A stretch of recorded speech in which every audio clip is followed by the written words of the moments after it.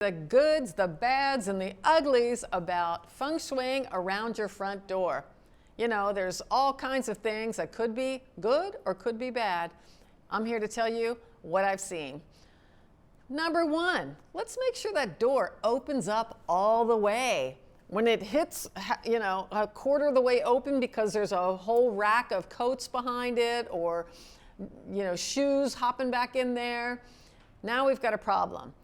You want the maximum opportunity, and that means the maximum of your door opening up as far as it can go. Now, if it opens up only 90 degrees from the door, that's fine. It doesn't have to open up 180, but we want to make sure it's not getting stuck on the way to that 90-degree opening. If you have that problem, please clear out what's behind it. You are choking off potential opportunity coming your way. Does anybody have those shoes all over the place? I'm grateful that you take your shoes off because you're not spreading pesticides and whatever was on the street that you just walked through in your house. So yay for you, but let's get those shoes organized. And if you say, I don't know whether I'm coming or going, or I can't decide, or what's my direction in life, it's because all your shoes are pointing in the different directions. Get all your shoes in the same space, aligned, heading in the same direction. And then you'll have a clear decision to make and you'll be off and running. Now, for those of you who can't even get to your front door, I would say make haste and get that, the plants, the thorns, the leaves, the dirt, the toys, whatever is blocking the path from the street to the front door. Maybe you only have a sidewalk going to your driveway. Optimally, it would be to the street. But if you only have it to the driveway, make sure it's an easy walk to get from the street, up the driveway, up the sidewalk, up the porch, to your door. Let's say you have a multifamily unit building and you just open up your door and it's into the hallway and there's another door right across the street. I'm calling the hallway the street. So what's going on there? That's totally fine too. Make sure your door opens up all the way. And I would say if you're in that position, make your door just a little bit special than the other doors on the hallway. If we can get the energy coming to you a little bit more than your neighbors, then job well done for you from a feng shui perspective. If you can't change anything outside that door because of the building codes or the rules or something like that, we can do a little ritual and we can do it energetically.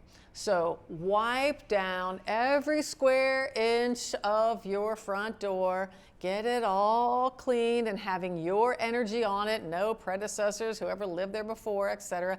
Shine your doorknob, oil your hinges, and treat that front door like the welcoming object that it is.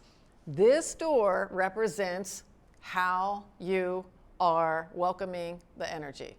Is it broken? Is it shredded? Is the shellac peeling off of it if it's a wooden door? Is the paint peeling off of it? Is it hard to open? Does the door knob not work? The lock not work? All these little items are telling the energy, it's a little too hard to get to your house, I'll go next door. They're easier.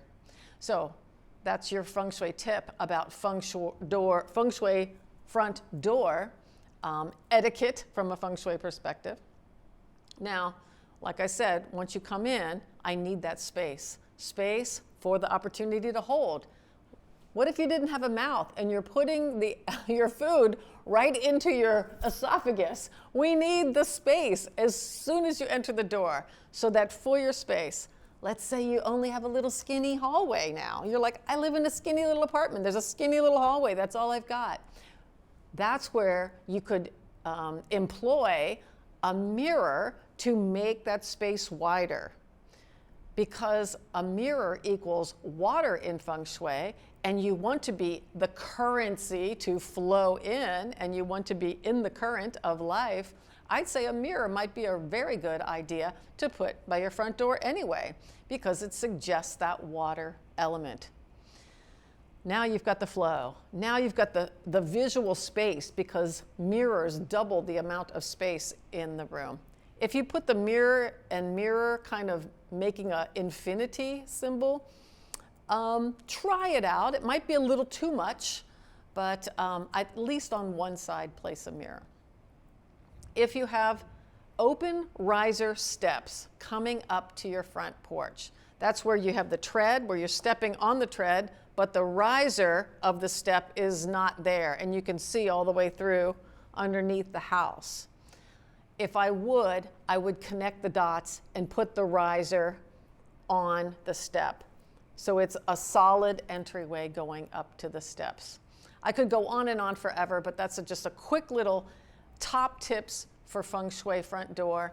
Hope that's been helpful to get better energy and more energy and opportunities coming your way. Thanks.